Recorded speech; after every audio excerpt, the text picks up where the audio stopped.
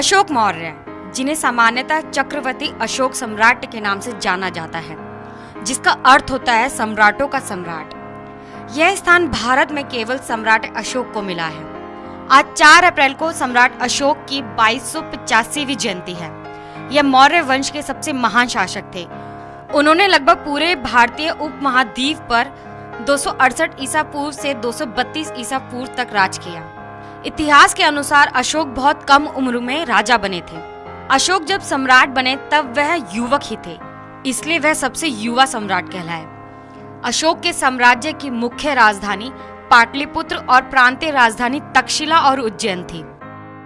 सम्राट अशोक अपने पूरे जीवन में एक भी युद्ध नहीं हारे। 260 ईसा पूर्व में कलिंग में भीषण युद्ध में हुए रक्तपात ने अशोक का हृदय परिवर्तित कर दिया और उन्हें बौद्ध धर्म का अनुयायी बना दिया। उनके ही समय में तक्षशिला, नालंदा, विक्रमशिला, गांधार जैसे 23 विश्वविद्यालयों की स्थापना की गई। इन विश्वविद्यालयों में विदेशों से भी छात्र शिक्षा पाने के लिए भारत आया करते थे। चक्रवर्ती अशोक विश्व प्रसिद्ध एवं शक्तिशाली भारतीय मौर्य राजवंश के महान सम्राट थे। अशोक सम्राट का पूरा नाम देवानंद प्रिय अशोक मौर्य था। मौर्य राजवंश के सम्राट अशोक ने अखंड भारत पर राज किया। उनका मौर्य साम्राज्य उत्तर में हिंदकुश की श्रेणियों से लेकर दक्षिण के मैसूर तक और पूर्व में बांग्लादेश से लेकर पश्चिम में अफगानिस्तान, ईरान तक था। सम्राट अशोक का साम्राज्य आज का लगभग संपूर्ण भारत, पाकिस्तान, अफगानिस्तान, नेपाल, बांग्लादेश, भूटान, म्यांमार के अधिकांश भूभाग पर था। यह विशाल साम्राज्य उस समय से लेकर आज तक का सबसे बड़ा भारतीय साम्राज्य रहा है। चक्रवर्ती सम्राट अशोक विश्व के सभी महान एवं शक्तिशाली सम्राटों एवं राजाओं की लिस्ट में हमेशा शीर्ष स्थान पर ही रहे हैं।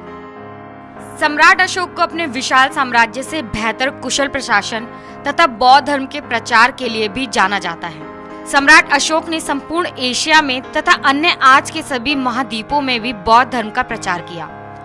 सम्राट अशोक के बनवाए स्तंभ एवं शिलालेख आज भी भारत के अनेक स्थानों पर दिखाई देते हैं। इसलिए उनकी ऐतिहासिक जानकारी सम्राट अशोक प्रेम, सहिष्णुता, सत्य एवं अहिंसा के सच्चे समर्थक थे।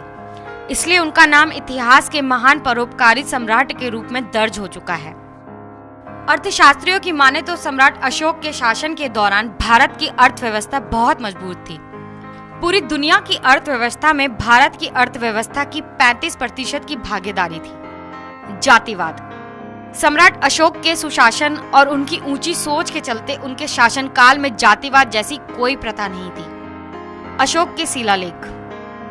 सम्राट अशोक के शासनकाल में बनवाए स्तंभों, चट्टानों और गुफाओं की दीवारों पर अब तक कुल 33 अभिलेख प्राप्त हुए हैं। ये आधुनिक बांग्लादेश, भारत, अफगानिस्तान, पाकिस्तान और नेपाल में जगह जगह पर मिलते हैं और बौद्ध धर्म के अस्तित्व के सबसे प्राचीन प्रमाणों में से एक है। मृत्यु एक रहस्य। अशोक ने लगभग 40 वर्षों तक शासन किया, जिसके बाद लगभग 234 ईसा पूर्व में उनकी मृत्यु हुई। उनकी मृत्यु कैसे और कहां हुई, यह बात अभी तक एक रहस्य बनी हुई है। कुछ इतिहासकारों के अनुसार सम्राट की मौत तक्षशिला में हुई। वहीं कुछ का कहना है कि सम्राट अशोक ने पाटलिपुत्र में अपनी अंतिम सांसें ली थी। उनके पुत्र महेंद्र तथा पुत्री संघमित्रा ने बौद्ध धर्म के प्रचार में महत्वपूर्ण योगदान दिया। अशोक की मृत्यु के बाद मौर्य राजवंश लगभग 50 वर्षों तक चला। Bureau report, national Dastak.